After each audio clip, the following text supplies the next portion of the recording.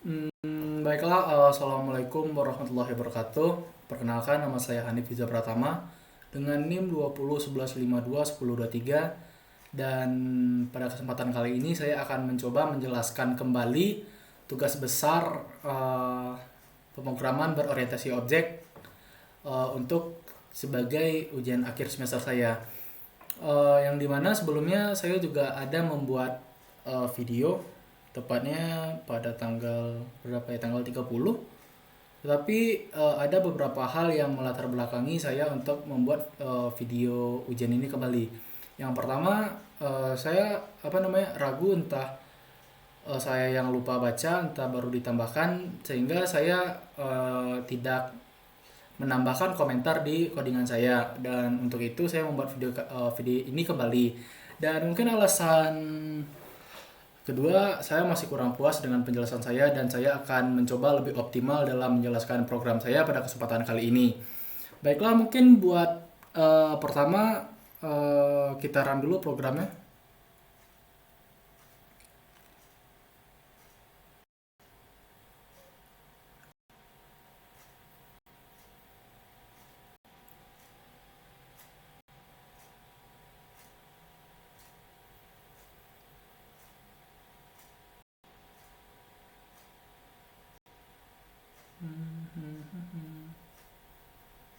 Tampaknya komputer saya sedikit kewalahan programnya karena pakai OBS, pakai SEM di waktu yang bersamaan. Nah, class driver ditemukan. Sebelumnya saya udah menambahkan data sekitar 3, udah sekitar 3 nih. Oh iya, mungkin sedikit penjelasan tentang program saya. Program yang saya buat itu adalah program penyimpanan data penjualan listrik token, yang dimana nantinya kita dapat menginputkan data-data penjualan dan kita juga bisa mengelola data-data tersebut. Dan mungkin buat buat programnya, mari kita lihat. Ini kok nggak mau hilang ya? Nah, mungkin yang pertama kita lihat dulu data transaksi. Nah, di sini telah ada 3 transaksi. Yang pertama ini transaksi Bapak Kasino. Dia membeli token 20.000 seharga 21. Terus dia bayar sebesar 25.000 dan kembalinya 4.000. Terus ada juga Bapak Hanif dengan ID transaksi 2, membeli token 20.000 juga. Dan 3, Bapak Hanif dia juga membeli token 200 dengan bayar 200 hingga kembalinya 0. Selanjutnya mungkin kita coba untuk ubah data transaksi, yang dimana kita lihat di sini kan nama pembelinya nih sama-sama Bapak Hanif. Sebenarnya ini kondisi yang normal karena yang primary key-nya kan ada di ID transaksi, sehingga nama pembeli nggak apa-apa sama. Kita bakal coba untuk ubah nama dari Bapak Hanif di pembeli kedua. Berarti ID transaksinya di ID transaksi 2, nama pembeli setelah diganti kita ganti jadi Dono.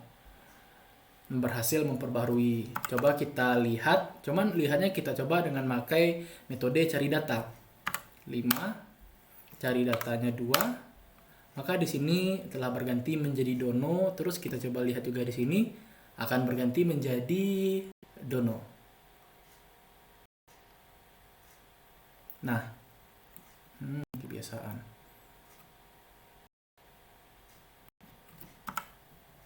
Di sini nama pembeli sudah berganti menjadi Dono. Terus mungkin buat ubah data tadi udah ganti nama Bapak Hanif menjadi Dono, tambah data belum ya.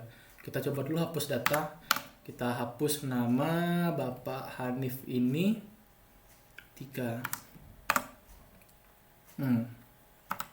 Mari kita lihat datanya terlebih dahulu, maka tinggal 2 yang tersimpan di database.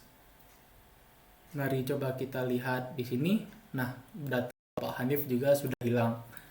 Selanjutnya kita coba untuk semisal ada orang yang pengen beli token listrik, kita coba tambah data. Di sini saya menampilkan semacam informasi dari harga token, yang dimana hal ini berfungsi nantinya untuk efisiensi dalam penginputan data. Ketika kita menginputkan jenis token saja, maka nama token dan juga harga token secara otomatis akan kita dapat. Mungkin buat input kode token ini saya pakai string karena dia biasanya kan maka kombinasi nomor angka 4 nomor angka dengan strip toh 2K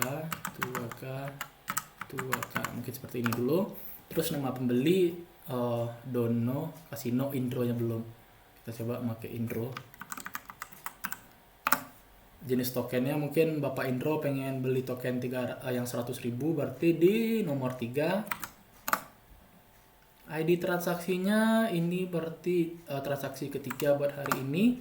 Nominal bayar yang terima Bapak Indro memberikan uang sebesar 150.000 aja. Tuh warga berhasil input data. Coba kita lihat di sini, dilihat data telah tertambah Bapak Indro. Ini telah tertambah, dan buat di database-nya juga sudah tertambah dengan informasi yang diinputkan. Mungkin buat selanjutnya saya akan mencoba untuk menjelaskan syarat-syarat yang harus dilibatkan dalam program ini. Yang pertama itu ada kelas. Di sini saya membuat 4 kelas, yakni kelas app Java sebagai drivernya, kelas CRUD sebagai kelas apa nih ya? Kelas super kelas yang akan diturunkan nantinya. Terus eksekusi sebagai kelas anak, yang dimana dia mau metode-metode maupun fungsi diwarisi ke kelas anak, maka dia bisa mengambil metode segala yang ada di sana oleh kelas eksekusi sebagai kelas anak. Dan terakhir kelas kelas pengolahan data yang interface. Terus di sini coba jelaskan beberapa konstruktor.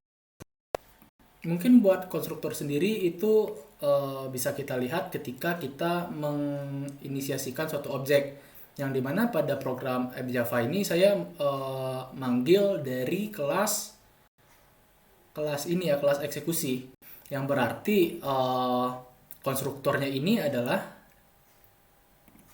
ini. Nah, public class ini konstruktor dari kelas tersebut.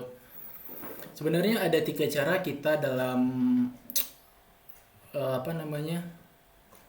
menampilkan 3 cara dalam mengeksekusi konstruktor. Itu ada dengan cara bukan metode kosong, berarti dengan metode kosong itu bisa kita panggil. Terus ada juga dengan cara memberi nilai terhadap variabelnya. Terkadang tuh kan ada di dalamnya telah diminta misalnya kriteria di kelas itu ada nama, ada kelas, dan kita juga bisa memanggilnya dengan dengan mengisikan variabel tersebut. Dan yang terakhir kita bisa manggil semuanya. Mungkin sedikit penjelasan tentang konstruktor. Dan selanjutnya tentang inheritance. Jadi di sini saya inherit itu kan pewarisan, yang dimana inherit itu biasanya identik dengan kata extend. Mana dia? Nah, ini extend berarti di sini eksekusi mewarisi sifat dari CRUD, kelas CRUD. Berarti di sini artiannya semua yang ada di sini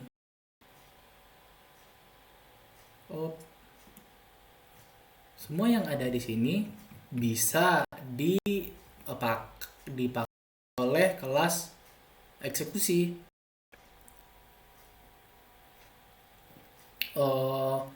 Misal nih kita pengen misalnya kita pengen manggil void insert.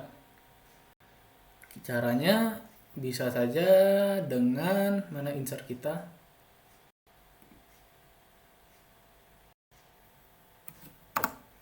super titik insert.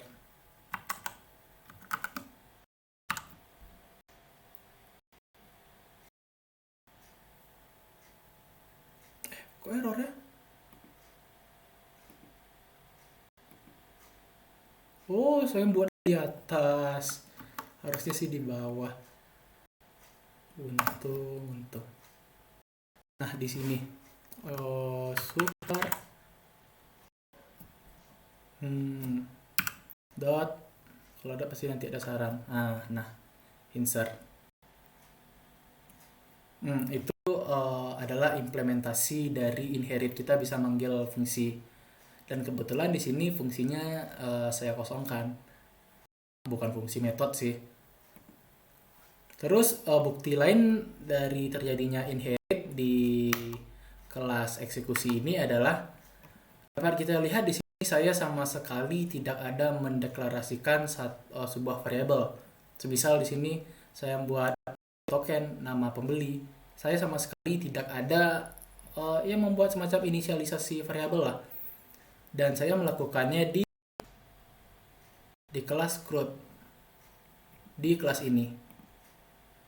Jadi meskipun saya mendeklarasikan variabelnya di kelas CRUD, tetapi dikarenakan eksekusi ini mewarisi atau menginherit dari kelas CRUD, maka dia bisa memakai data-data tersebut. Mungkin buat selanjutnya kelas interface. Nah, kelas interface di sini saya buat ada 5: insert, display, update, search, sama delete. Itulah. Lalu apa sih interface? Interface itu sebenarnya semacam apa ya? Semacam prasyarat atau semacam kontrak. Jadi ketika suatu kelas itu implementkan atau ya mengimplementkan sebuah kelas interface, semisal nih public class CRUD ini dia mau mengimplementkan kelas interface pengolahan data. Syarat dari sebuah implement kelas interface itu sebuah kelas itu dia harus memuat metode-metode yang ada di dalamnya. Contoh di sini kan ada insert, display, update, search, dan delete. Maka di kelas CRUD ini dikarenakan dia mengimplementkan atau mengimplementkan sebuah kelas interface pengolahan data, maka dia harus memuat kelas-kelas yang ada di dalam pengolahan data seperti ini. Pokoknya metode apa yang ada di pengolahan data itu harus dibuat di kelas ini. Berbeda dengan inherit. Kalau inherit sebenarnya kita bukan tidak boleh sih. Tepatnya kalau di inherit itu kita kalau membuat metode yang sama harus kita override terlebih dahulu. Misal nih di sini kan udah ada kelas public void insert. Cuman dikarenakan di kelas anaknya kita buat juga, itu harus kita override. Mungkin buat selanjutnya terdiri atas percabangan, perulangan, dan proses matematika. Buat percabangan sendiri sebenarnya saya pakai 2 percabangan. Ada elif, else if. Di sini saya memakai percabangan elif buat mengambil nilai nama token dari jenis token, dan juga di sini dari jenis token saya juga mengambil nilai tagihan, serta percabangan switch case untuk menu program awalnya. Mana sih? Nah ini percabangan switch case, yang dimana ketika inputannya bernilai 1, maka dia akan menampilkan eksekusi display. Mungkin buat percabangan segitu. Dan buat perulangan ini kan banyak nih macamnya. Ada for, ada do while, ada while do, dan di sini mungkin saya pakai ini while, ini termasuk ke dalam perulangan karena dia ada kondisi. Ketika kondisi ini terpenuhi, maka dia akan ada di dalamnya. Terus mungkin ada satu lagi di sini nggak salah. Bukan, di eksekusi. Nah, di sini saya juga memakai perulangan nih, di for. Perulangan. Ini perulangan for. Saya pakai di Java Collection. Terus mungkin terakhir proses matematika. Proses matematika saya cukup sederhana, yang dimana itu ini Mana dia? Nah, baik, bukan. Oh, ini. Kembali sama dengan bayar dikurang tagihan, proses matematika pengurangan. Dan mungkin buat selanjutnya untuk metode string ended, pertama kita ke string dulu. Di string saya cuma pakai satu, yang dimana saya pakai di kelas app. Pertama saya ini dulu saya deklarasikan string high database transaksi, dan ketika saya tampilkan nantinya di terminal ketika kita compile, maka yang keluar itu tetap string ini, cuman dia huruf besar semua karena saya pakai metode to uppercase. Sebenarnya sih masih banyak metode-metode lainnya seperti to uppercase, to lowercase, trim. Mungkin rekan-rekan bisa nyari metode-metodenya di sumber lain lah di Google atau Stack Overflow. Dan selanjutnya buat kalau metode string saya cuma pakai yang satu ini. Dan selanjutnya untuk date itu saya pakai di date di mana ya?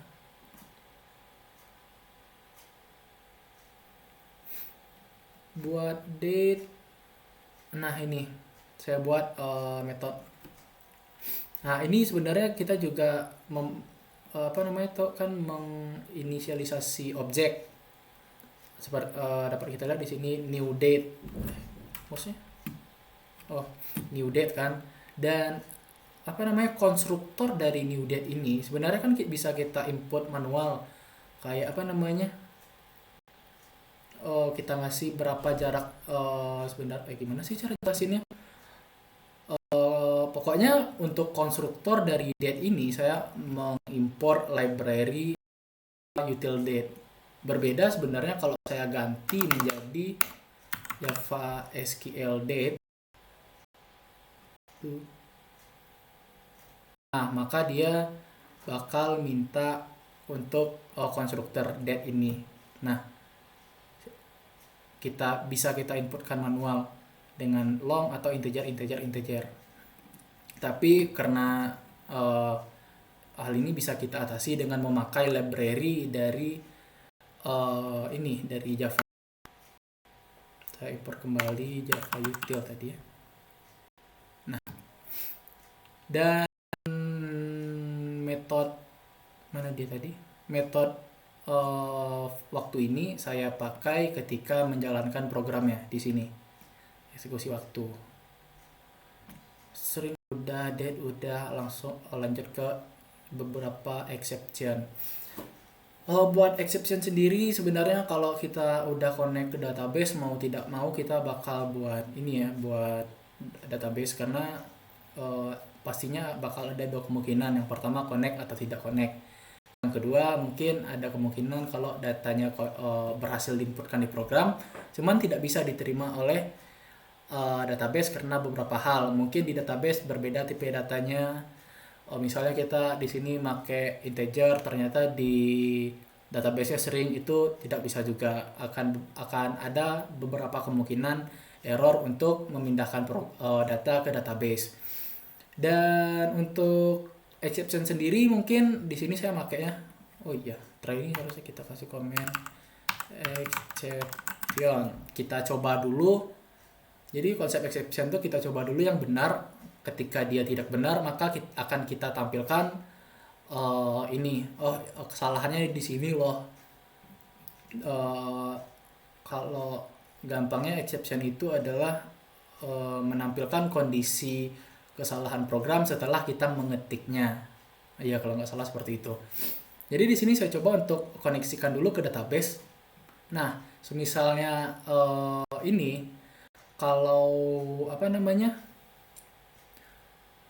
kalau driver error ini akan terjadi ketika kita tidak memakai ini. Mana dia?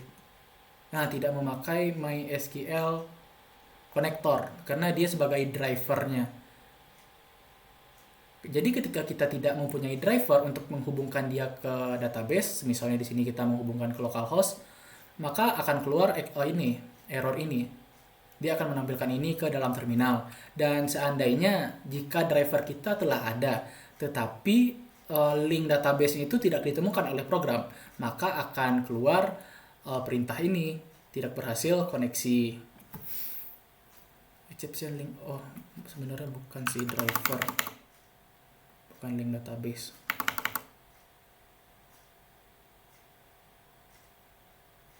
Come on. Belum. Driver. Nah, mungkin di sini di eksekusi saya juga pakai ini try. Berarti try juga masuk ke exception.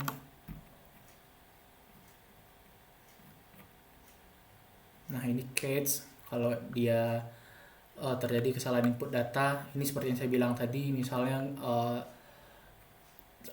table di sana nggak ada, sedangkan kita mau menginputkan ke table itu, dan banyak lagi sebenarnya error pada database. Dan selanjutnya ini ketika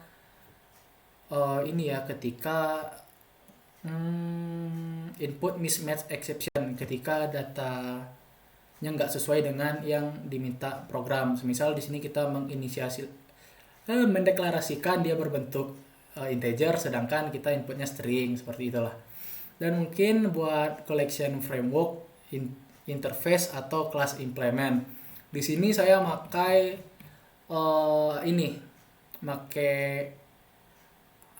array, berarti tergolong ke list. Mungkin sedikit tentang collection ini.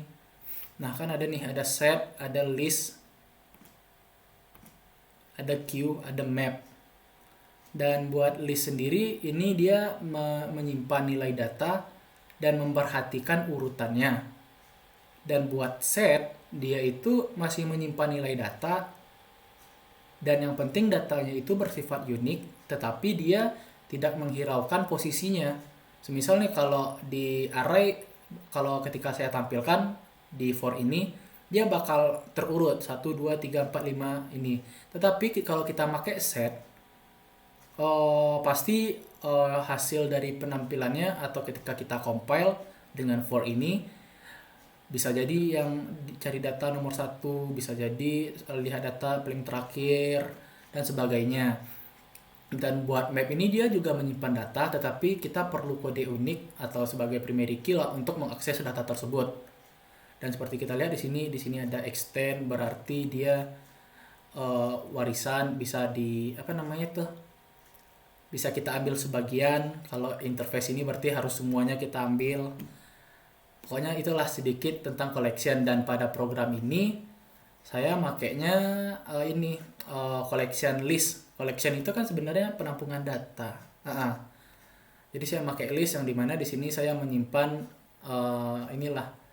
list untuk saya tampilkan di driver kelasnya. Saya pakai Java collection list. Ada tadi nggak di sini ya?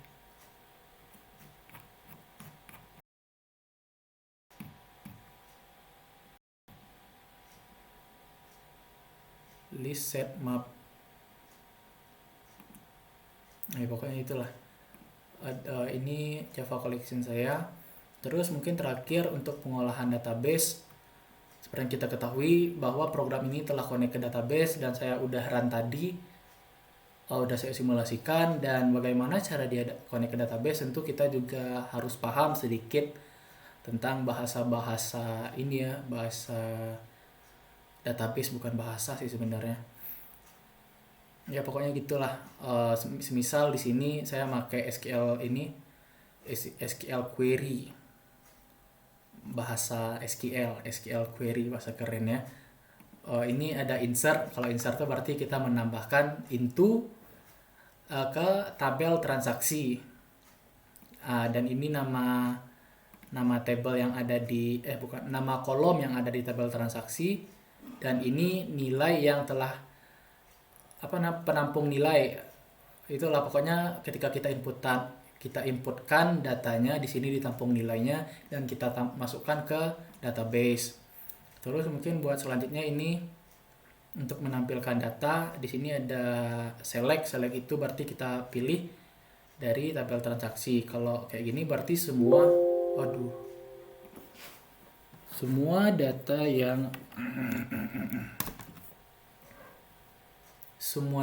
yang ada di tabel transaksi bakal ditampilkan. Dan ketika menampilkan, maka datanya itu saya ambil dan saya tampilkan kembali di terminal di program. Terus mungkin buat selanjutnya ini mana dia? Select from transaksi where. Dan ini kondisi khusus, berarti yang akan ditampilkan pada program ini cuman yang ada di tabel transaksi where, di mana ID transaksi, berarti yang akan ditampilkan cuma data yang ada di ID transaksi si transaksi kesekian. Semisal transaksi ketiga, maka yang bakal ditampilkan cuma data dari ID transaksi si ketiga. Terus selanjutnya mungkin buat update ini kita memperbarui tabel transaksi. Mana dia? Nah, ini kan nama tabelnya, ini tabel transaksi. Saya buat ini tabelnya. Terus ini kolom-kolomnya. Berarti perbarui tabel transaksi, set berarti atur nama pembeli. Berarti nama pembeli ini kita atur menjadi nama pembeli yang telah kita inputkan. Di sini kan kita minta inputan. Terus where di mana ID transaksinya sama dengan segini yang kita inputkan di awal. Maka nantinya bakal berubah. Terus selanjutnya mungkin buat cari data itu kita juga pakai select. Nah, di sini transaksi where ID transaksi like keyword, yang dimana di sini string SQL ini bakal mencocokkan keyword yang sesuai dengan ID di sini. Misal kita nginput 3, maka dia akan berusaha mencocokkan apakah 1, apakah 2, apakah 3. Terus mungkin buat yang terakhir ini untuk hapus, yang dimana delete from transaksi where ID transaksi sama dengan ID inputan. Dan mungkin udah cukup buat buat syarat-syarat ujian, dan mari kita coba untuk run program ini kembali.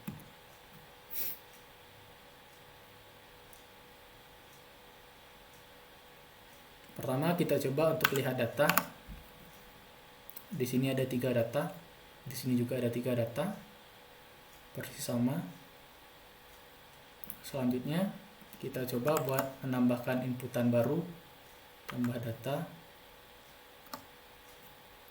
Pertama kita inputkan kode token. Kode token ini bernilai string karena di sini saya pakai strip minus. Terus nama pembelinya, nama saya sendiri, Hanif.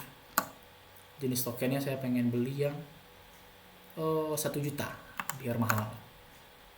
Terus ID transaksi, berarti ini transaksi keempat. Nominal bayar yang diterima, saya langsung bayar cash sebesar 1 juta. Itu harga dan berhasil input data. Mari kita coba lihat. Datanya berhasil diinputkan ke database. Terus kita coba ubah data. Masukkan exception intrit ya file input string. Exception ini mungkin terjadi karena saya telah menginputkan data sebelumnya. Ini tadi kita pakai ubah transaksi, masih ubah berarti diupdate. Karena statement close. Nah, coba kita ulang lagi. Itu dikarenakan statement close, berarti statementnya saya tutup.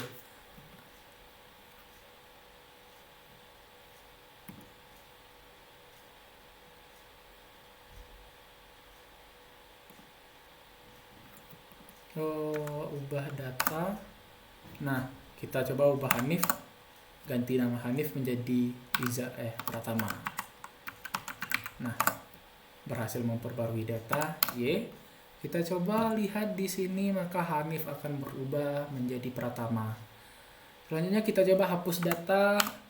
Kita hapus si Hanif ini biar dia kembali lengkap menjadi Dono Kasino Indro, dan berhasil menghapus data. Kita coba cek di sini.